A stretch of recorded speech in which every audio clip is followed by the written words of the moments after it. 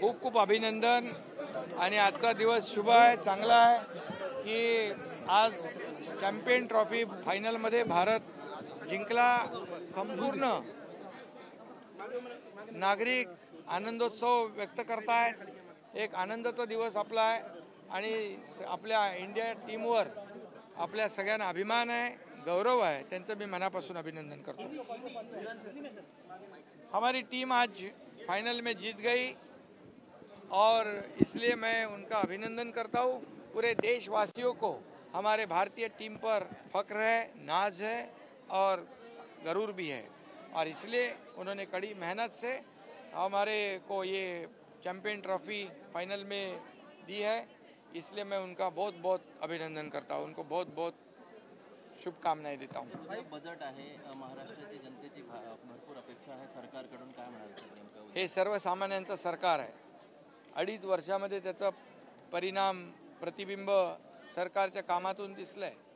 विकास एकीकडे, डेव्हलपमेंट, विकासाला चालना, दुसरीकडे लोकाभिमुख कल्याणकारी योजना, लाडकी बहीण योजना, लेक लाडकी लखपती, शेतकरी योजना, सगळ्या योजना केल्या। वयश्री योजना, यूथसाठी योजना, सगळ्यांसाठी एक इकोसिस्टीम तयार केली आणि म्हणून सर्वसामान्यांचं सरकार म्हणून आम्ही काम केलं।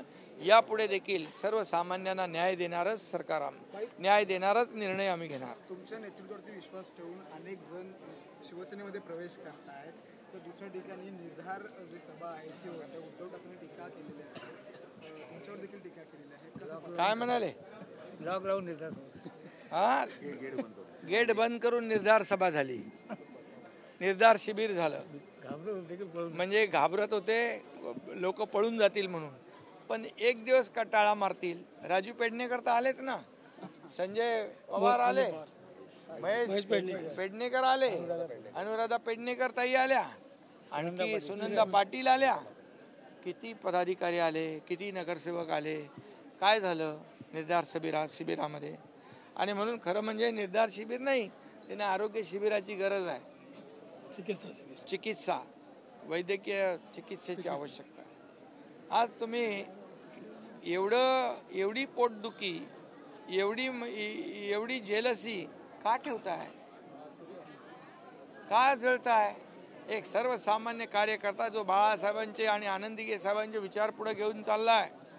या 2.5 वर्षामध्ये ज्यांनी या महाराष्ट्रामध्ये आमूलाग्र काम करून दाखवलं, त्याची प्रचिती या विधानसभेच्या निवडणुकामध्ये मिळाली। लँडस्लाइड मॅन्डेट मिळालं। विरोधी पक्षाला विरोधी पक्ष नेता बनवण्या इतकं पण संख्याबळ दिलं नाही। याच्यावर तुम्ही विचार करा, कोणाचा कपाळ मोक्ष करताय? तुमचा कपाळ मोक्ष तर जनतेने विधानसभेत केलाय। कोणाची दांडी गुल करताय? तुमच्या दांड्या तर विधानसभेत लोकांनी गुल केल्यात। तुम्ही अमित शाह आणि यांचं नाव घेताय, पक्षाला नाव द्या म्हणून। आम्हाला आदरणीय प्रधानमंत्री मोदी साहेबांवर आणि गृहमंत्री अमित शाह साहेबांवर गर्व आहे, अभिमान आहे की ज्यांनी बाळासाहेबांचं स्वप्न साकार केलं, अयोध्येमध्ये राम मंदिर बांधलं, काश्मीरमधलं 370 कलम हटवलं, त्यांचं नाव घ्यायला, त्यांचं नाव लावायला आम्हाला आनंद आहे। परंतु तुम्ही दिल्लीमध्ये जाताना कोणाच्या समोर लोटांगण घालता? बाळासाहेबांनी ज्या काँग्रेसला दूर ठेवलं, त्या सोनियाजी गांधी, राहुलजी गांधी यांच्या समोर तुम्ही लोटांगण घालताय। हे तर दुर्दैव आहे। आणि म्हणूनच हे सर्व शिवसेनेचे कार्यकर्ते, पदाधिकारी खऱ्या शिवसेनेमध्ये, धनुष्यबाणाच्या शिवसेनेमध्ये येत आहेत, कारण त्यांना विश्वास आहे खरी शिवसेनाच या राज्याला पुढे नेईल। खरी शिवसेनाच जी आहे शिवसैनिकांच्या सुखदुःखामध्ये धावून जाईल आणि या राज्याचा विकास। शिंदे साहेब आगे बढ़ो, हम तुम्हारे साथ हैं। सगळे लोक शिवसेनेमध्ये येत आहेत, याचं आत्मपरीक्षण करा, आत्मचिंतन करा। गेला की गद्दार, गेला की कचरा, मग तुमच्याकडे राहील काय? आता काय राहिले?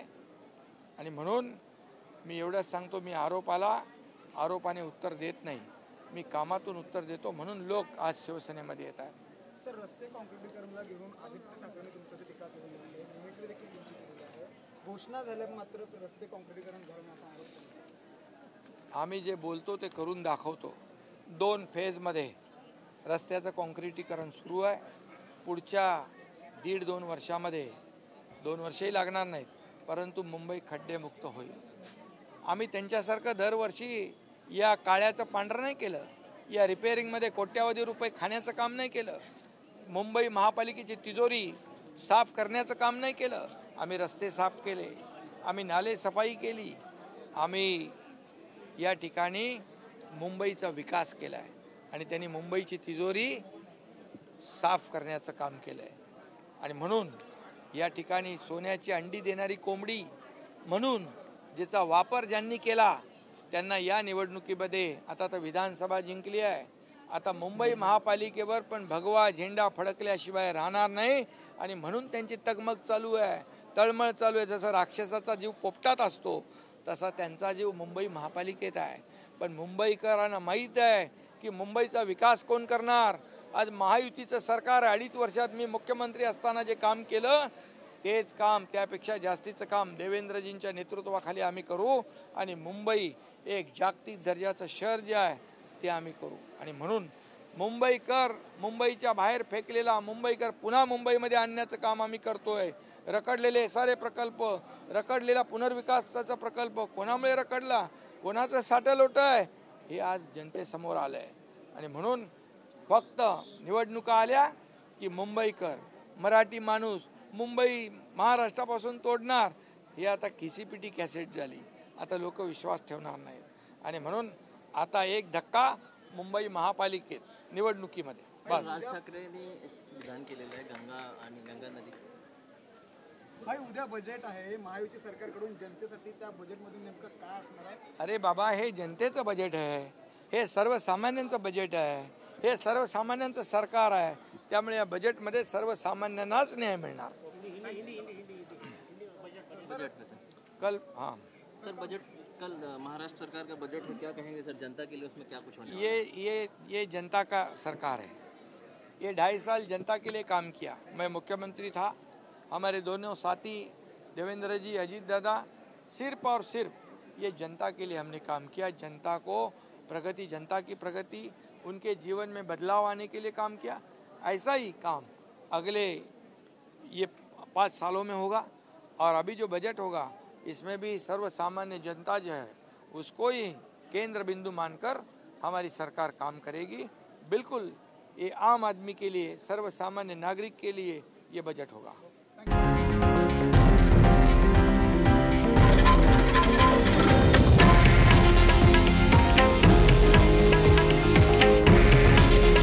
हे आहे देशातील नंबर 1 न्यूज नेटवर्क आणि आपण पाहत आहात TV9 मराठी. काळजी तुमची, हित महाराष्ट्राचं.